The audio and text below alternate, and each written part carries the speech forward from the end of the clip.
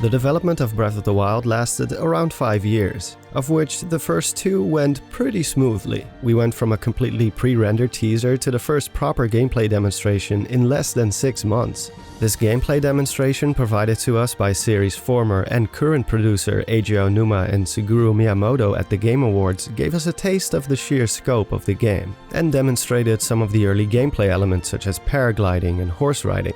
They even gave us a sneak peek into the full map of Hyrule, and as you can see, most of it had already been laid out. We do see some small differences. For instance, Eventide Island has the shape of a crescent moon, something that's no longer the case in the finished project. Additionally, the Lome Labyrinths are missing, Death Mountain didn't have a central crater yet, and the Gerudo Highlands had some sort of a hole in the west side of the mountain range, among other small changes. But by far the biggest difference compared to later showings of the game is the absence of the Sheikah Slate. Despite this, we do see Aonuma demonstrating the pin feature, something that in the finished game is done using the Sheikah artifact. But in the demo it's simply done with a very generic looking cursor. The now very recognizable Sheikah Slate UI is nowhere to be found, both while pinning as well as on the map feature.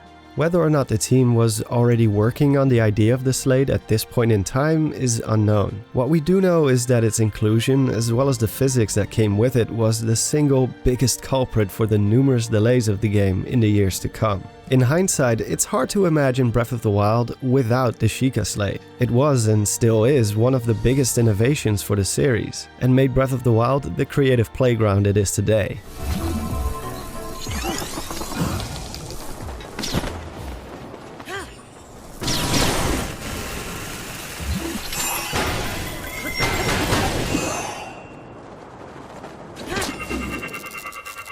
Okay, that is just awesome. Although the Sheikah Slate itself may have been thought up later, it's clear that there's one aspect which Nintendo wanted to include from the very get-go: technology. Zelda is and always has been a series predominantly set in a medieval time period with fantasy elements and magic.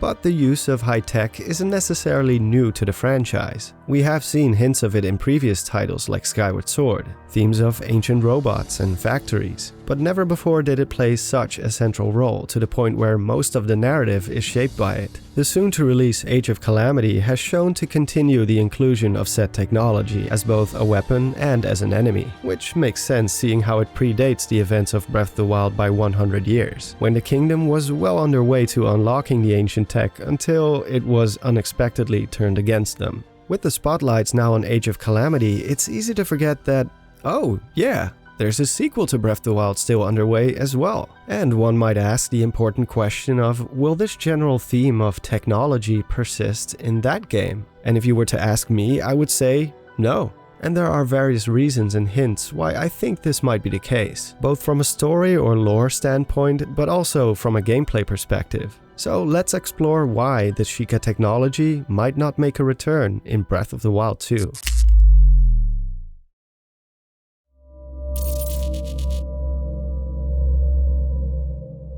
Let's start off with the most obvious and the one that's already been pointed out by pretty much everyone since the early days of Breath of the Wild 2's reveal: the absence of Sheikah technology in the trailer. The fact that we don't see any of the towers or shrines during the final shot, where we see Hyrule Castle rising, is a pretty significant detail. Now you might say that, well, this is just a trailer, not an accurate representation of the final game. And while I agree with that point of view, it's still, again, a very specific detail. This clearly isn't something Nintendo overlooked. In fact, the opposite is more likely to be true. They would have had to actively remove all the towers and shrines from the map.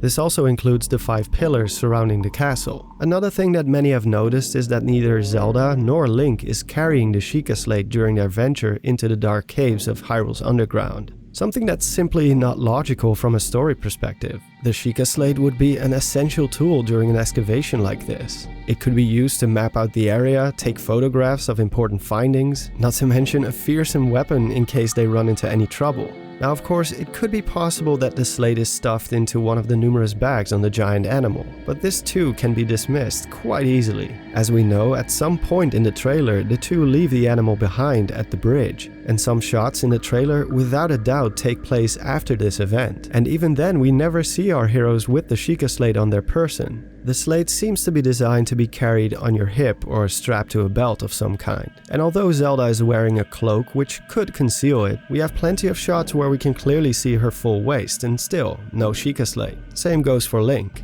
Again, it just wouldn't make sense not to carry such an important piece of equipment in a dangerous underground cave like this. Especially considering that in the memories from 100 years ago, Zelda was pretty much inseparable from the damn thing and was almost always carrying it around everywhere she went.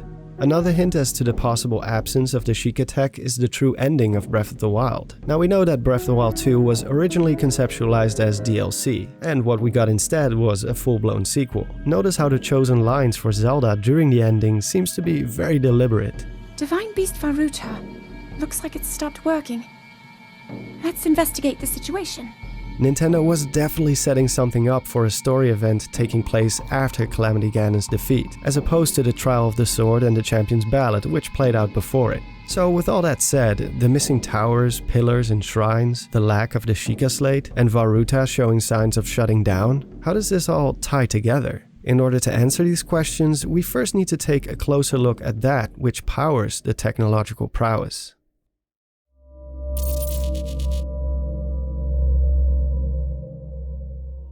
Though it is clear that ancient energy is a very potent and durable source of power, it's also apparent that this resource is definitely finite. This is evident from Robbie and Pura's tech labs, which require a constant supply of ancient energy in order to remain operational. When the energy is no longer provided, the guidance stones, which are crucial to the research, shut down completely.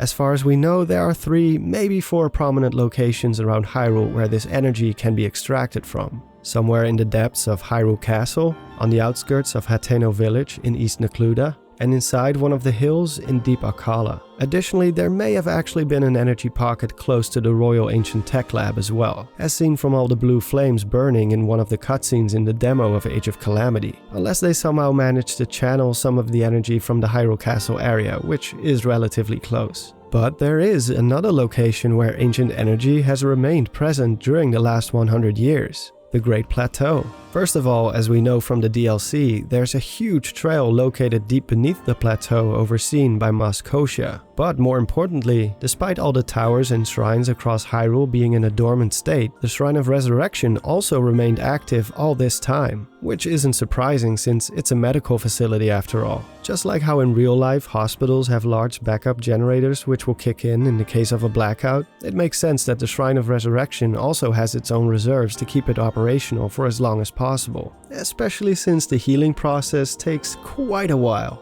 It's likely that when the facility was first discovered, it had long since run out of juice and needed to be reactivated by Pura and Robbie. Which brings us to the Sheikah Slate. It's never made clear where exactly the slate was found, but Masterworks suggests that, quote, since the mechanism accepting the Sheikah Slate in the Shrine of Resurrection has only one pedestal, that presents a strong argument that it was discovered here. We may never know for sure where the relic was found, since even in Age of Calamity, Impa is already in possession of it from the very beginning. However, it does hint at the fact that even the Sheikah Slate can run out of energy. Before the Tiny Guardian activates it, it's clearly powered down, and judging from the reactions of Impa and Zelda, this is the first time they see it operational. Now, obviously, the Sheikah Slate's battery beats the hell out of any smartphone and can clearly last months, maybe even years without needing a single charge. But 100 years might be a bit of a stretch, even for this little powerhouse. Which also totally explains why it was placed inside the pedestal alongside Link in the Shrine of Resurrection. The Slate was most likely tapping into the energy reserves of the shrine, so that by the time Link wakes up, it's fully charged and ready to go.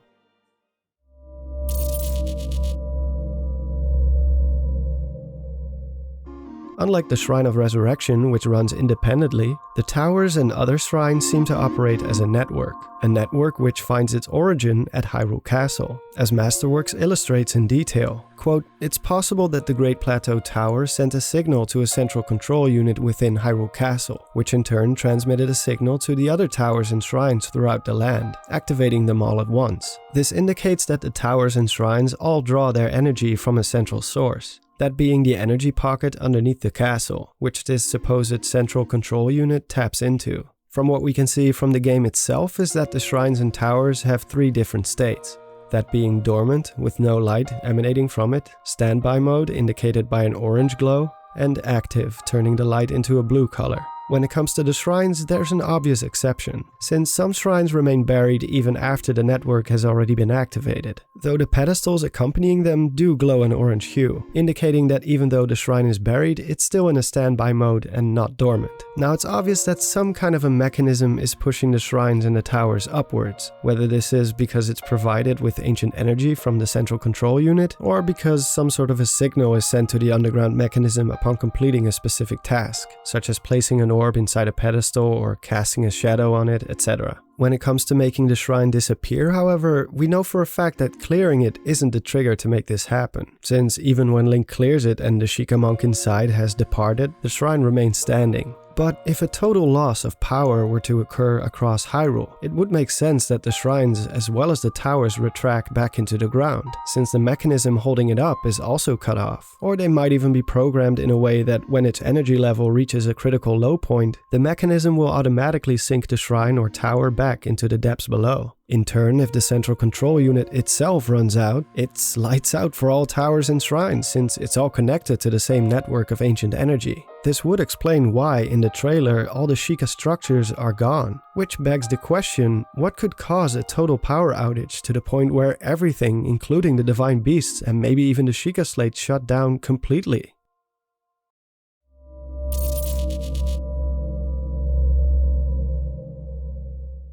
It has been speculated for a while now that Malice might actually be the source of ancient energy, or at the very least that the energy is an extension of it. In order to keep this video at a reasonable runtime, I will just let Nintendo Black Crisis explain the finer details, since he already made an extensive video about this subject, which you can find in the description. The main gist of it is that ancient energy might be a purified form of Malice. The reason for the existence of this theory is that the green hand which is holding Ganondorf down looks to be extracting Malice upwards through the hand and into the stone formation seen on the ceiling. Second is the fact that ancient machines like Guardians and Divine Beasts are able to run on Malice energy, something that shouldn't be possible if the two were completely unrelated. That would be like trying to run a Tesla on gasoline, except in the case of ancient energy, Ganondorf's essence has been removed from the equation, which just makes so much sense the more I think about it. Green energy, courage, cancelling out red energy, power, what are you left with?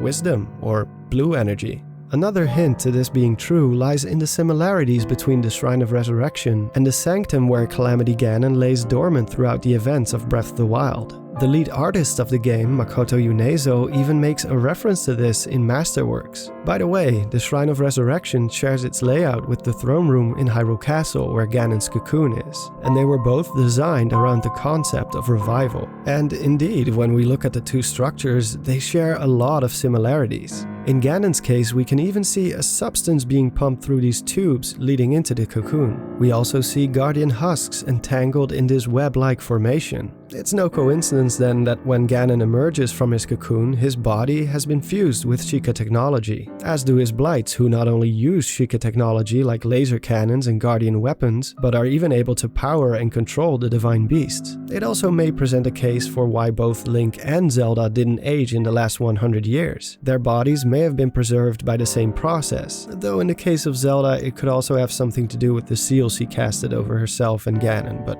hey, I'm just keeping the options open here. And lastly, the game makes it clear that some, if not all Sheikah tech reacts to Malice. For instance, the 5 pillars buried beneath Hyrule Castle, who only started rising up on their own as soon as the Demon King made its big entree, as if reacting to his presence. All this hints towards a strong connection between the Malice and the technology, almost like a balance. Ancient energy existing because of Malice and in turn used to remedy the very substance it came from. And because it takes so long for Ganondorf's Malice to build up, the technology lies dormant most of the time throughout history. But as the Malice slowly builds up, so does the ancient energy, thus making the ancient tech spring to life as Ganon's return draws near. Now, does this without a doubt prove the relationship between the two substances? No. But since ancient energy is a finite resource, which is continuously extracted from the ground, and Ganondorf happens to be underground, it is by far the most convincing theory to go on as of right now. I mean, the energy has to come from somewhere, right?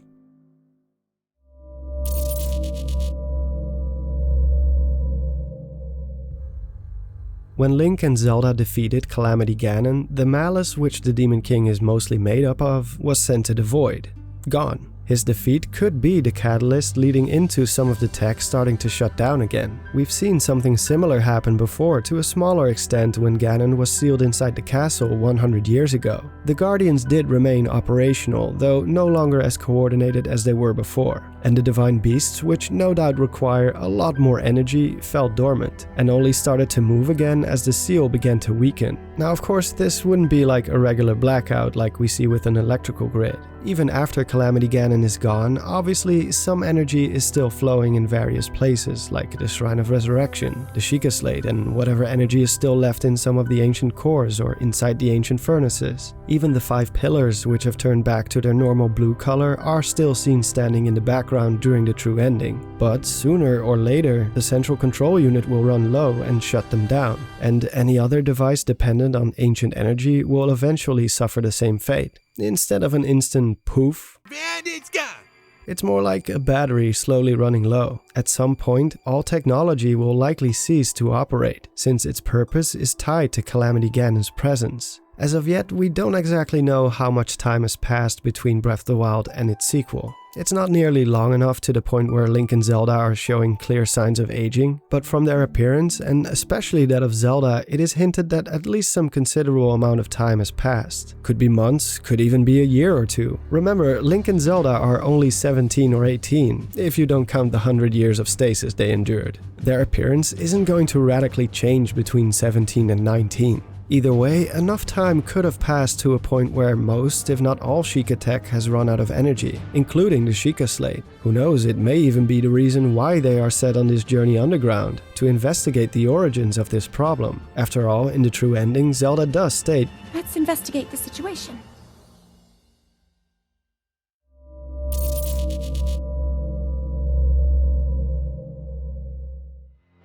Even if everything I talked about previously turns out to be wrong, which are of course still just theories, not facts, there's also valid reasons for abandoning the technology concept in the sequel here in the real world. Breath of the Wild was heavily focused on this technology concept, both in its gameplay and its story. And as mentioned before, Age of Calamity is following the same path as well, since it's basically an extension of Breath of the Wild's narrative. But a third game with again the same general focus might just be too much of the same. For me personally, that would definitely be the case. I'm really not convinced that fighting Guardians and conquering Divine Beasts yet again is going to be the right direction to take the series in. Nintendo usually doesn't repeat the exact same things twice. Then again, Nintendo also doesn't do direct prequels with the same characters made by a third party, so who knows anything at this point. Either way, Nintendo are innovators. It's why each Zelda game looks and feels so radically different, and is always experimenting with new gameplay elements while still retaining the essence of a Zelda game. Sure, the Sheikah Slate may be sorely missed, but there are plenty of other ways to make the gameplay of Breath of the Wild 2 just as fun and experimental without repeating the same thing. The whole concept of the shrines and the Divine Beasts were already starting to lose steam by the time the Champion's Ballad came out. I'd rather see the sequel do something completely different rather than feeling like a glorified DLC. As much as I like the concept of the Guardians, even from a story perspective, it wouldn't make a whole lot of sense if they are still in the game. I mean, the Hylians would have to be pretty damn stupid to keep these things around. Oh sure, let's keep the death machines, which are clearly very easily turned against us and almost wiped out our entire civilization, operational, just in case. If I were them, I would make sure that every single one of these things, including the Divine Beasts, are dismantled and dumped out at sea somewhere. And again, purely from a gameplay perspective, it totally makes sense for most Sheikah-related tech to be gone. With the exception of maybe the towers, but the shrines would just be a waste of space since we already cleared them, so what's the point of keeping them around? Another thing that comes to mind is that Zelda games usually see you starting from the bottom again. Now I don't know how they will pull this off in terms of Link's Hearts and Master Sword, but I'm sure they'll find a clever way around it. But what about the Master Cycle Zero? If we keep that around, we might as well just throw the horses and stables out the window. Unless of course they suddenly start dealing in motorcycles too. Clearly Nintendo could just take all this stuff away without explanation, but weaving it into the story and giving a proper reason as to why it's gone would obviously be the better choice, especially since other story elements like Link already having the Master Sword do seem to carry over.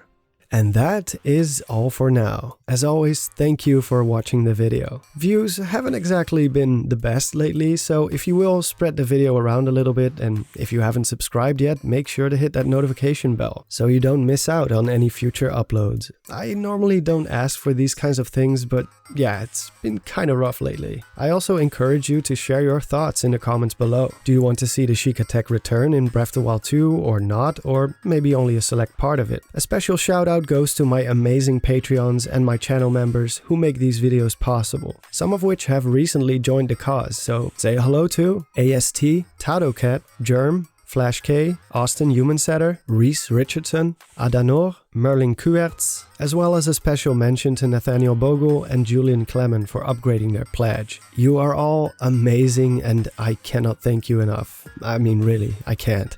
Anyway, I will see you all in the next video. This is Don signing off, and have a good one.